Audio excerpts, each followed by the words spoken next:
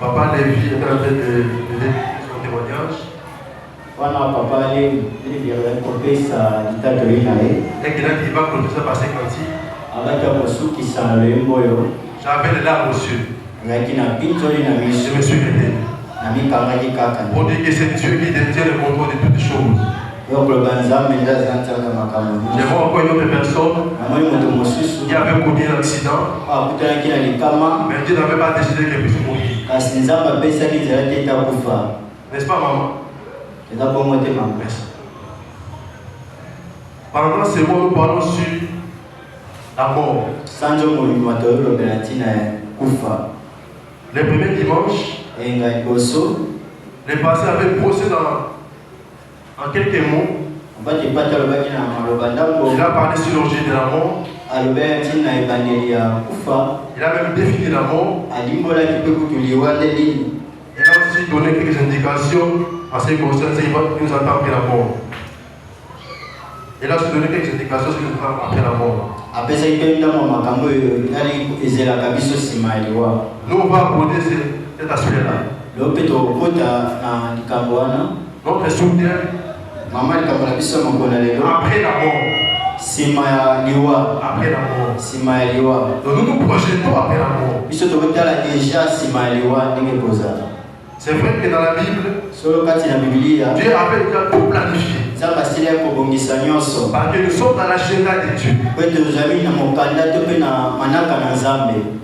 Notre verset de base, c'est Hébreux chapitre 9, verset 27. Mais aujourd'hui, on va lire Luc chapitre 16, verset 19 à 31. Pour ceux qui écrivent aussi, lire 1 Thessaloniciens chapitre 4, verset 13 à 18. Pour finir, 2 Corinthiens chapitre 5, verset 1 à 9. Je reprends. Luc chapitre 16, verset 19 à 31. 1 Thessaloniciens chapitre 4, verset 13 à 18. 2 Corinthiens chapitre 5, verset 1 à 9. Nous allons lire Luc chapitre 16, verset 19 à 31.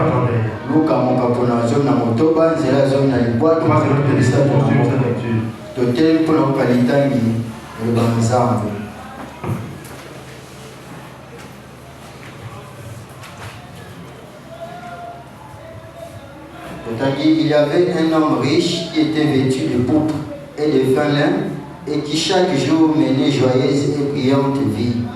Un pauvre nommé Lazare était couché à sa porte, couvert d'ulcères et désirait de se rassasier des miettes qui tombaient de la table du riche.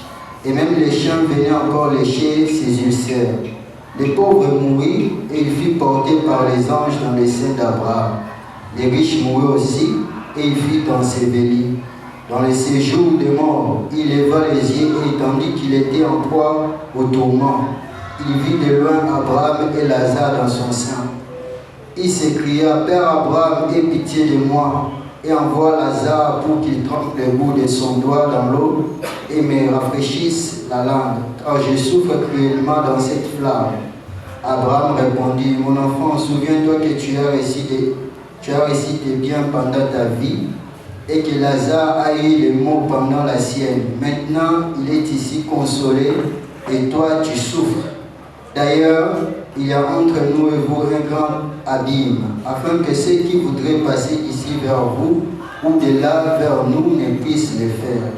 Le riche dit, je te prie donc, Père Abraham, d'envoyer Lazare dans la maison de mon père, car j'ai 5 frères. C'est pour qu'il leur atteste ces choses, afin qu'ils ne viennent pas aussi dans ces lieux de tourment. Abraham répondit, ils ont Moïse et les prophètes qui les écoutent. Et il dit, non, Père Abraham, mais si quelqu'un de mort va vers eux, ils se repentiront. Verset 31. Et Abraham lui dit, s'ils n'écoutent pas Moïse et les prophètes, ils ne se laisseront pas persuader quand même quelqu'un de mort ressusciterait. Amen. À un certain moment de la vie, et puis le monsieur sur la bonne moyenne. tout le monde se pose cette question. Qu'est-ce qui se passera-t-il après la mort? Je réponds. À un certain moment de la vie, tout le monde se pose cette question. Qu'est-ce qui se passera-t-il après la mort? Il y a plusieurs réponses selon les sociétés. Est-ce que selon le coutume? Mais aujourd'hui, nous allons utiliser les réponses bibliques. Que pense la Bible? Réponse biblique. Que pense la Bible? La solution après la mort. Parce que la mort, ça reste un mystère. Mais nous voulons maintenant, après la mort, c'est quoi? Donc, en fait, nous sommes en train de résoudre des mystères. La mort qui est un mystère, aussi d'après la mort, il y a un mystère.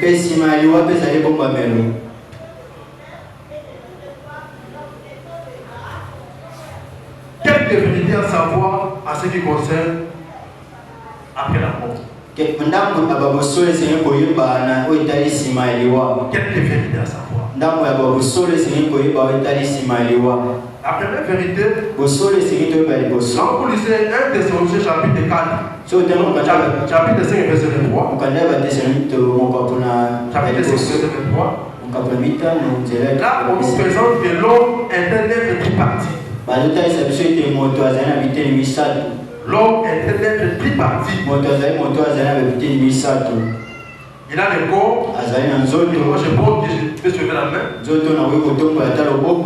Vous avez l'âme. Vous avez aussi l'esprit. Donc quand on parle de la vie après la mort, nous devons aussi avoir en pensée cette tripartie. Donc la deuxième vérité. Donc la deuxième vérité. La deuxième vérité c'est quoi? Quand moi non je meurs. Les gens ne peuvent pas parler qu'ils peuvent mourir. Quand moi non je meurs. Mon corps qui est poussière va retourner à la poussière. Et surtout que si on peut enterrer. Et là c'est un parce que vous êtes avalé par un poisson. Mais quelle que soit la forme de votre mort, la Bible dit Dieu est poussière, Dieu retourne à la poussière. Genèse chapitre 3 verset 19. Quel que soit le type de votre mort, quelles que soient les circonstances de votre mort, quand quelqu'un meurt, on dit ceci, son corps rentre à la poussière. Même Salomon s'il a dit. Vous prenez Ecclésiaste chapitre 12 verset 7. Le corps rentre à la poussière. Tu es poussière, tu retournes à la poussière. Voilà la première partie de notre corps qui part à la poussière. Et l'autre partie c'est l'esprit. L'esprit va retourner à Dieu qui l'a donné. Quand vous prenez Ecclésiaste chapitre 12 verset 7, je vais vous lire ça. Ecclésiaste 12 7. Même quand vous prenez Job chapitre 34 verset 14. Même quand vous prenez Job 34 verset 14, il n'y en a pas aussi. Ecclésiaste 12 verset 7. Le dernier Ecclésiaste 12 verset 7. Où l'on redoute ce qui est élevé, où l'on a des terreurs en chemin, où la mandier fleurit, où la sauterelle devient pesante. C'est ça.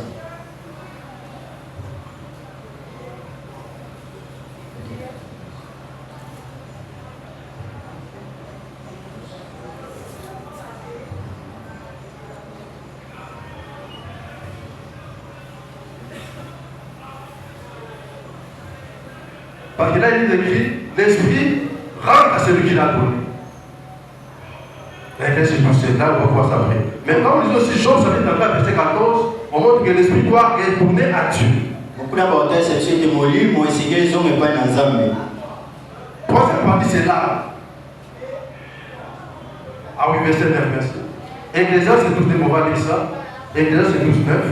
Avant que la poussière retourne à la terre, oui, comme elle y était, et que l'Esprit retourne à Dieu qui l'a donné.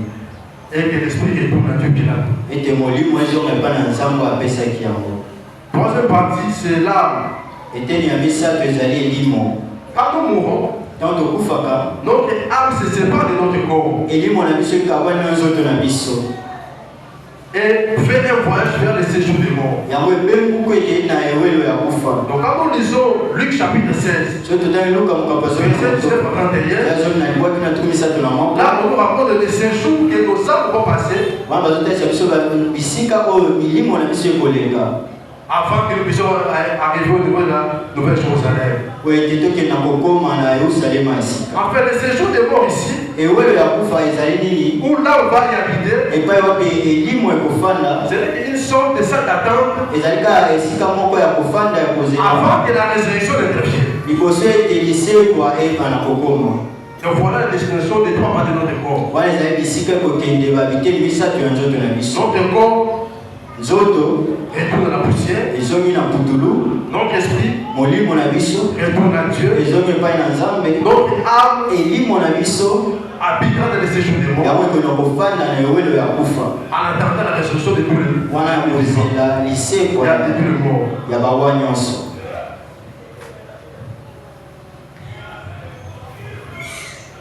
Troisième vérité,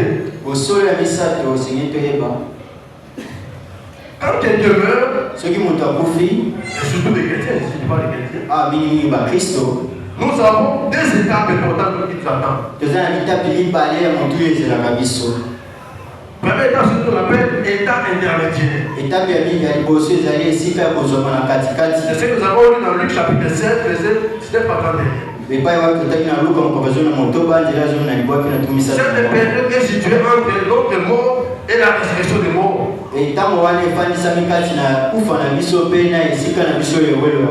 J'avais donné 1 Thessaloniciens chapitre 4, verset 13 à 18. Quand vous lisez ce passage, ça nous parle de l'enlèvement de l'église. C'est pas l'enlèvement de l'église. L'apôtre Paul dit aux Thessaloniciens, je ne voudrais pas que vous soyez dans l'ignorance. Pour ceux-là qui sont morts,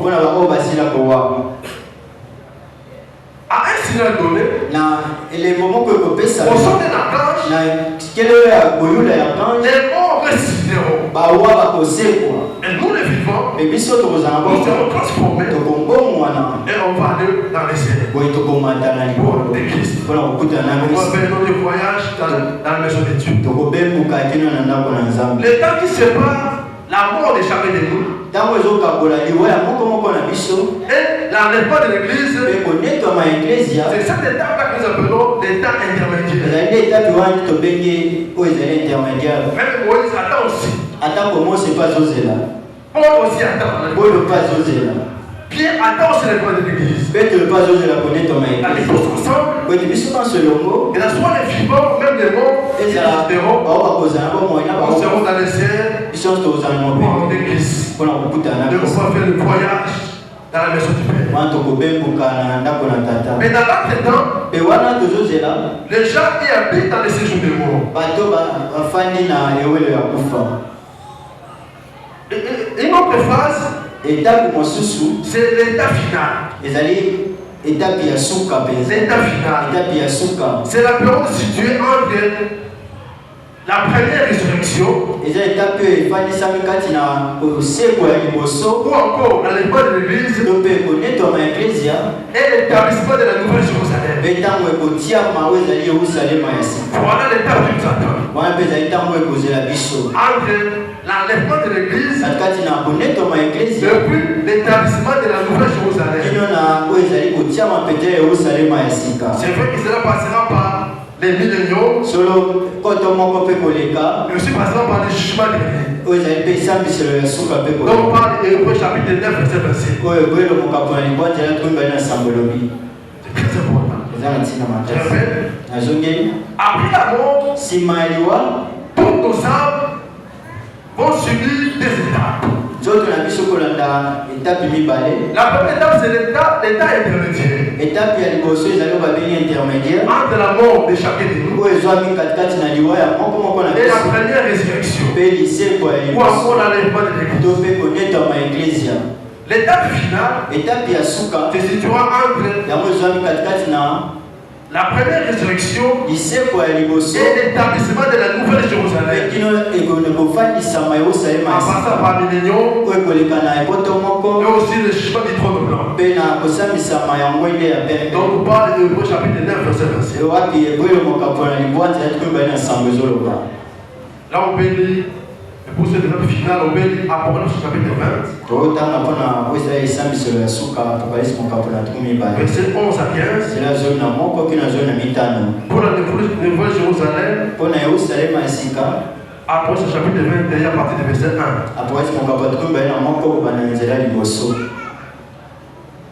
Cinquième vérité. Là maintenant nous révélons aussi le récit de Lazare et de l'homme riche. Là aussi on va diriger des vérités par rapport à ces récits. Mais une mise au point. Ce n'est pas parce que Lazare était pauvre qu'il pouvait être recueilli auprès de Dieu. Et encore, ce n'est pas parce que l'homme riche avait beaucoup d'argent qu'il pouvait être recueilli auprès de côté des injustes. Donc notre sort ne dépend pas de notre état. Et c'est que nous sommes sur la terre. C'est là qu'on est pauvre ou on est riche. C'est là qu'on est esprit ou on est lettré. Première vérité, dans les séjours de mort, nous avons deux endroits différents, ils sont distincts. Il y a deux endroits qui sont distincts et différents. Deuxième vérité, entre ces deux endroits, il y a un gouffre. Non, il y a un gouffre. Parce que quand vous lisez ces récits, les riches, il a souffert. Il avait besoin, il avait soif. Il a dit ceci. Père Abraham, laisse que Lazare me verse un coup de dos. C'était son désir. C'était sa demande. Le Père Abraham dit ceci. Ça serait impossible. Parce que entre là où on peut tirer, et là aussi Lazare se trouve, il y a un gouffre infranchissable. Moi je peux encore ironiser, même si vous prenez un hypersonique, même si vous prenez une fusée, vous ne pouvez pas traverser ce gouffre. C'est un gouffre infranchissable. Entre là où se trouvait Lazare, et là où se trouvait l'homme riche. Troisième vérité par rapport à ces récits de Luc chapitre 16. Que ce soit Lazare qui était déjà mort, et l'homme riche qui était déjà mort, tous deux étaient conscients que c'était eux à ce jour. Vous dites qu'après la mort, chacun de nous sera conscient qu'il est lui. Chacun de nous sera conscient qu'il est lui. Moi je suis Nono. Moi je suis Lévi. Ainsi de suite. Nous serons conscients. Parce que Lazare, lui était dans le bonheur. Il était conscient qu'il était dans le bonheur. Tandis que l'homme riche Il était conscient qu'il souffrait cruellement. Il souffrait cruellement. Parce que Lazare se trouvait dans la partie où c'était le repos. Et le bonheur. Dans les seins d'Abraham. Dans les seins d'Abraham. C'est l'expression que vous disiez, les seins d'Abraham. Alors de l'autre côté, qui était réservé à ceux-là qui sont au sein de Jésus. Là, on passe dans le séjour des injustes. Le séjour des injustes. Quatrième vérité, il n'y a pas de possibilité de se repentir après qu'on est mort. Il n'y a pas de possibilité de se repentir après la mort. Ça, c'est une vérité fondamentale. Une vérité fondamentale. Pas de possibilité de se repentir. Pas de possibilité du salut. Pas de possibilité de la délivrance. La même œuvre expiatoire de Jésus, il n'y aura pas de vie. On peut dire qu'il est souverain. Non, on peut dire qu'il est souverain. Mais s'il fait ça, s'il déroge à ce principe, là, ça va nous éclairer. Ça va nous éclairer. Mais une fois qu'il a tracé son agenda, dans son agenda, le sort de l'homme est scellé au-dessus de l'autel d'envie. Parce que Abraham a dit ceci, l'homme riche a dit ceci. Dans le temps où je me trouve, dans cette prémisse de souffrance, je n'aimerais pas que mes cinq frères puissent me rejoindre. Père Abraham, Père, c'est que quelqu'un qui venait d'ici de mort, pour aller dire à mes cinq frères, il n'est pas venu me rejoindre dans cet état. Parce que moi je souffre cruellement. Abraham dit ceci. Mais là, mais ils sont Moïse. Ils sont les prophètes. S'ils n'écoutent pas Moïse et les prophètes, même quelqu'un qui viendrait de mort, pour aller l'évangéliser, il ne croit pas.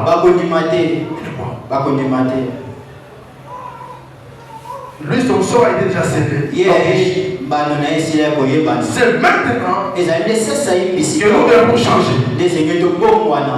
Il avait dit dans le livre d'Hébreux, si vous écoutez sa voix, n'amplissez pas votre cœur. C'est aujourd'hui le jour de votre salut. Le fait de venir tous les jours à l'église, même de participer à certaines commissions, même de financer certaines activités à l'église, c'est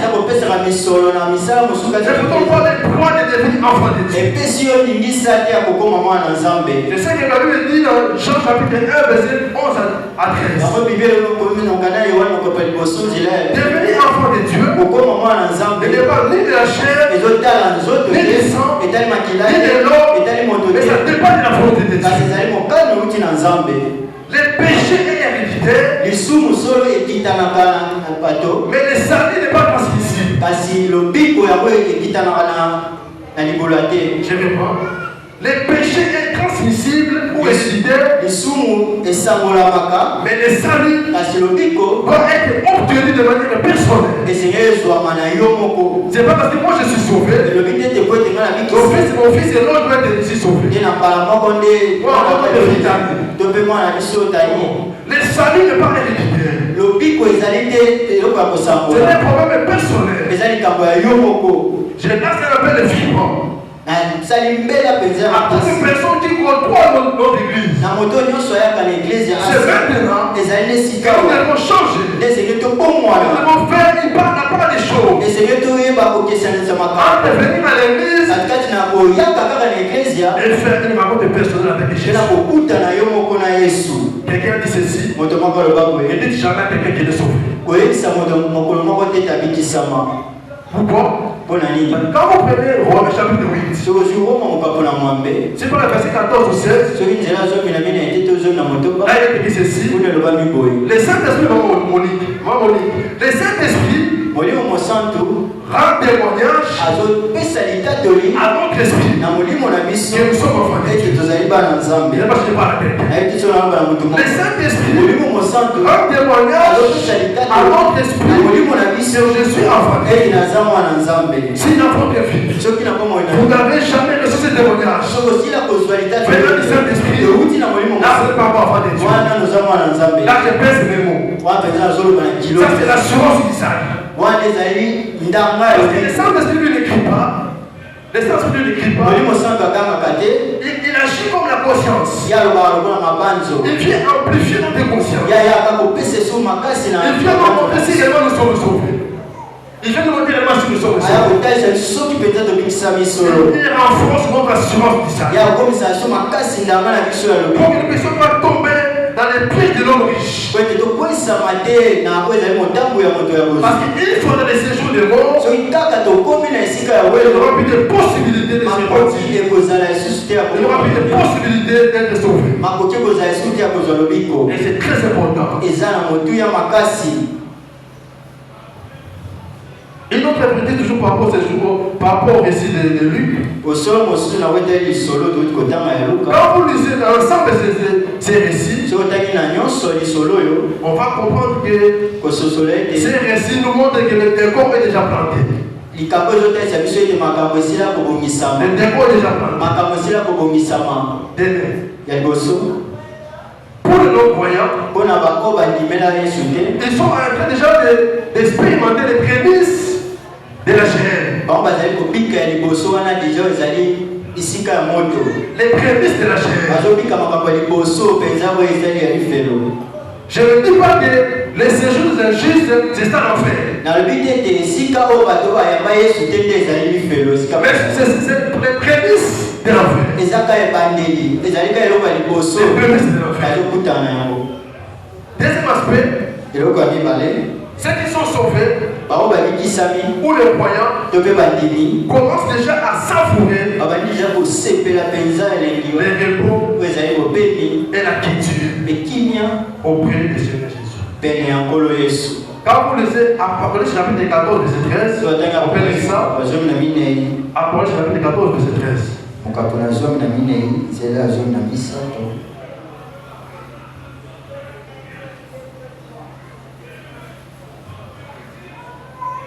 Et j'entendis du ciel une voix qui disait, écrit, heureux dès à présent les morts qui meurent dans les seigneurs.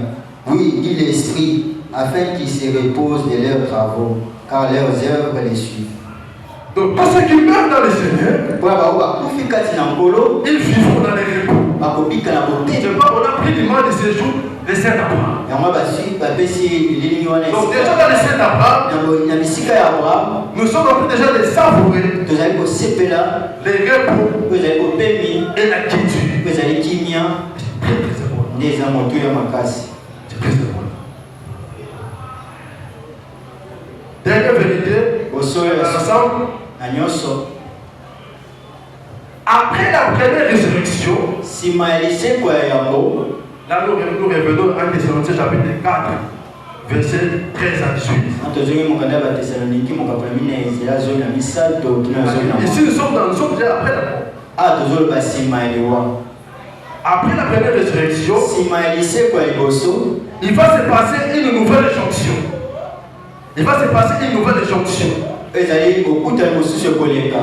Entre notre corps, le corps de chacun de nous, le corps de chacun de nous, pour ceux-là qui seront morts,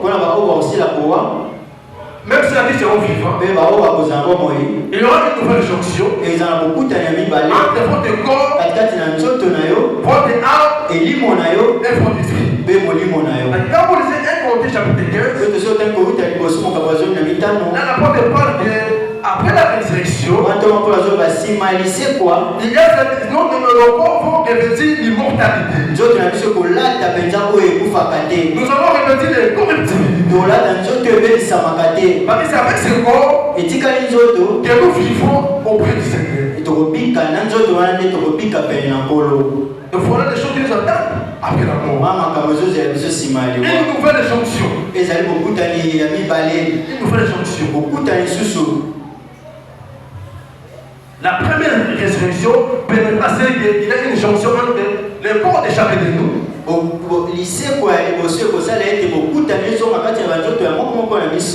l'esprit, il faut dire ah. Donc l'homme va retrouver sa tripartie. Sa tripartie. Et il va continuer son existence après la mort. Parce que là nous aurons un corps glorifié. Nous aurons un corps glorifié. Un corps qui aura plus de fébrilité.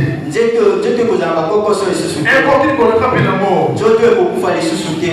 Parce qu'après Paul dit ceci, quand vous prenez 1 Corinthiens chapitre 15 pour aller 54 à 57,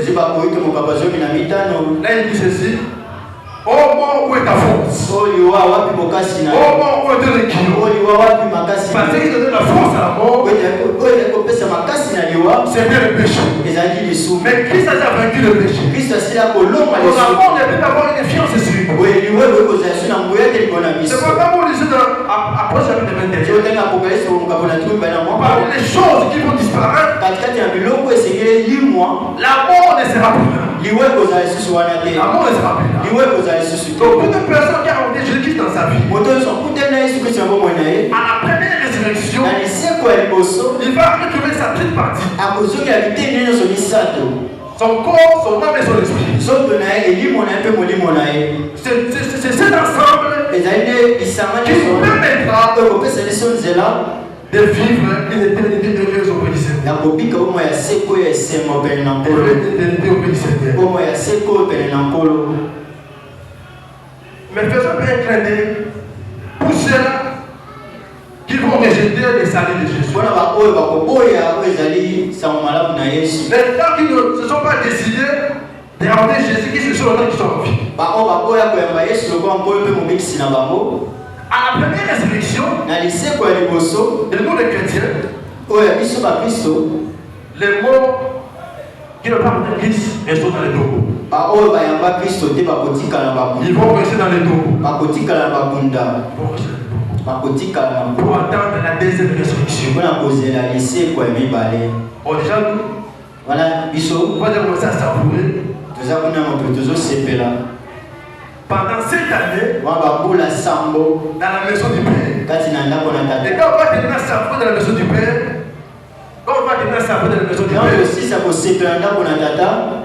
nous viendrons avec Christ. Christ ne viendra pas comme un serviteur souffrant. Mais il viendra comme le roi.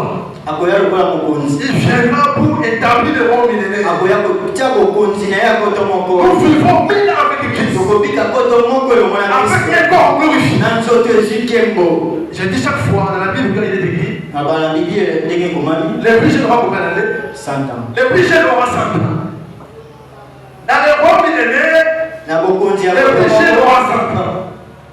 Parce que Dieu il va restaurer ce que Adam et Ève ont perdu.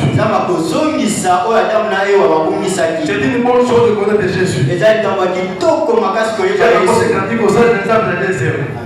Ce sont les agenda de Dieu pour ceux qui nous attendent. C'est très important. Ceux qui ne sont pas sauvés attendront jusqu'à la deuxième résurrection. Attendent jusqu'à la deuxième résurrection. On peut se dire, ils doivent attendre plus de 1000 ans. Ils doivent rester là comme ça, dans les tourments. Je le dis comme ça parce que nous devons changer aussi notre vie. Nous devons changer maintenant. Changer maintenant. Je vais faire une remarque. Ici, on a parlé sur la vie après la mort. Mais il y a plusieurs doctrines ou plusieurs croyances qui voient autre chose. Je vais parler des deux. Des doctrines ou des croyances. Jean le passé, il avait sauvé ça. Je vais parler un peu de mots sur la réincarnation. Je vais aussi parler sur le purgatoire. La réincarnation, c'est une doctrine qui a eu sa source au bouddhisme. Dans l'Asie. Qu'est-ce que les gens disent? Après la mort, l'âme quitte le corps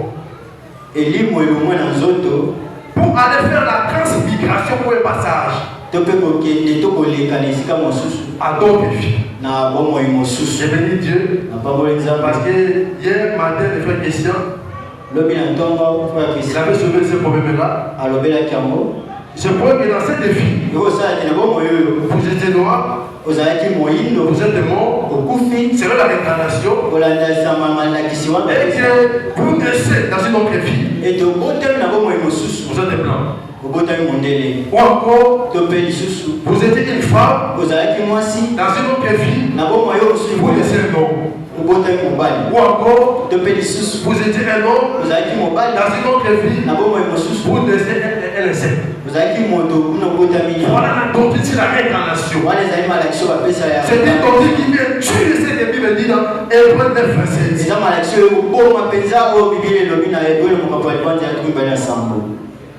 Parce que dans la réincarnation, il dit ceci. Quand quelqu'un meurt, quand il connaît plusieurs morts, il est en train de subir une purification. Il est en train de subir une purification. Afin d'atteindre un état parfait. Ils appellent le nirvana. Nirvana. Pas nirvana, mais c'est nirvana. Voici un peu pour sourire. C'est le nirvana. Ok. Nirvana. En fait, cette doctrine de la réincarnation est basée sur auto-rédemption. Oh, ce n'est pas possible. Cette doctrine, ça dit de manière indubitable. Ça dit l'œuvre de Christ.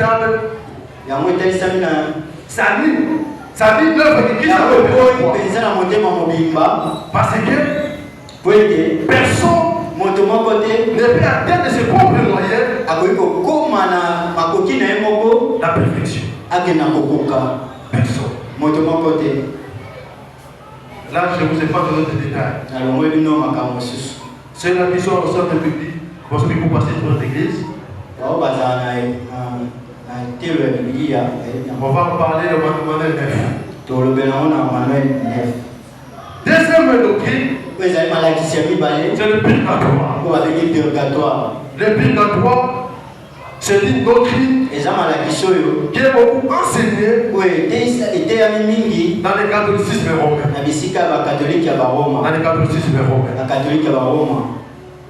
Dans le catholicisme romain, il dit ce quoi? Après la mort, l'âme quitte le corps, va dans un lieu qu'on appelle le purgatoire. Oh, nous disons que c'est dans les séjours de mort. Mais ils disent que l'âme va dans le purgatoire pour être purifié, afin d'entrer pour être réveillé auprès du Seigneur. En fait, qu'est-ce que c'est le purgatoire? Et il dit ceci. Le purgatoire, c'est une période où on connaît la discipline et le châtiment. bisika omotopeta kozwa limemi ape etumbu après votre mort, simaliwa na yo afin de purger tous les péchés commis aussi lorsque vous étiez en vie. kwete ozwa etumbu ya masumu nyonso osalaki ntango ozalaki na bomoi. On avait dit ceci, et le premier verset, c'est le monté de purgatoire. Boyelo mokapani bwatu mbana sambo kiseni na ko le purgatoire. Il est réservé alors de mourir deux fois. Amen. Combien de fois? Une fois, merci. Deuxième aspect du purgatoire, c'est le temps passé, et dans cette aspect du purgatoire, c'est le temps passé entre la sommation de vos péchés commis sur terre, moins le nombre de œuvres méritoires. Afin qu'il soit pardonné. Si tu avais commis 1000 péchés et que tu as offert à Dieu 350 indigences ou œuvres méritoires, donc il va te rester 650. Et parce qu'ils vont payer ça en termes de jours ou d'années, là vous allez rester dans le purgatoire. Troisième réalité, dans le purgatoire,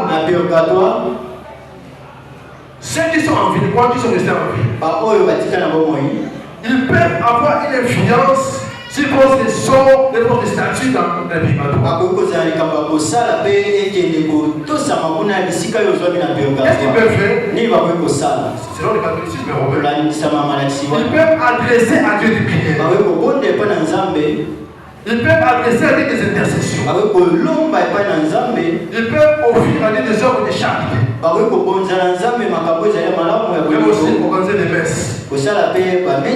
Afin que votre condition puisse changer là où vous êtes.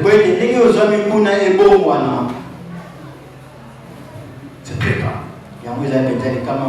Donc ici, ils sont en train de s'opposer de manière farouche à la vérité de la parole. Ça, c'est un blasphème. Ça, c'est un chute.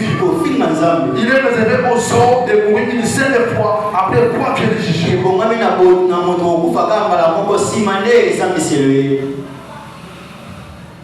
Et il dit encore ceci pour finir. Le purgatoire prendra fin au jour du jugement dernier. Donc voilà pourquoi ils sont en train de changer la chute de Dieu. Il dit voilà pourquoi ils sont en train de changer la chute. Donc c'est comme si l'état du purgatoire va dépendre d'eux. La chute est déjà tracée. La chute est déjà tracée. Moi j'avais dit ici, nous aurons 1000 ans. Donc plus de 1000 ans, afin que les séjours des morts puissent venir auprès du Seigneur pour d'autres soient jugés.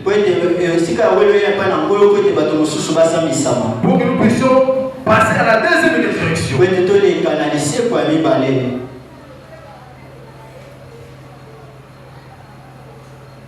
En conclusion, par rapport à tout ce que j'ai dit, et surtout au regard de Luc chapitre 16, verset 19 à 31,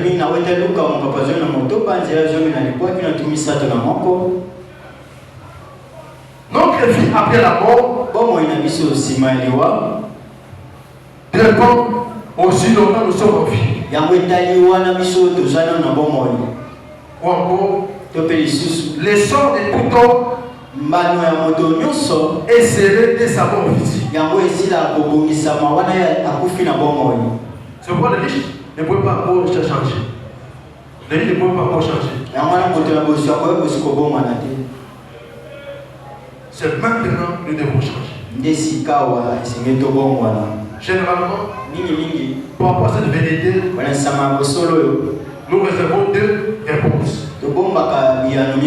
Soit, pendant qu'on est en vie, on fait une rencontre personnelle avec Jésus. Afin que vous viviez l'éternité auprès du Seigneur.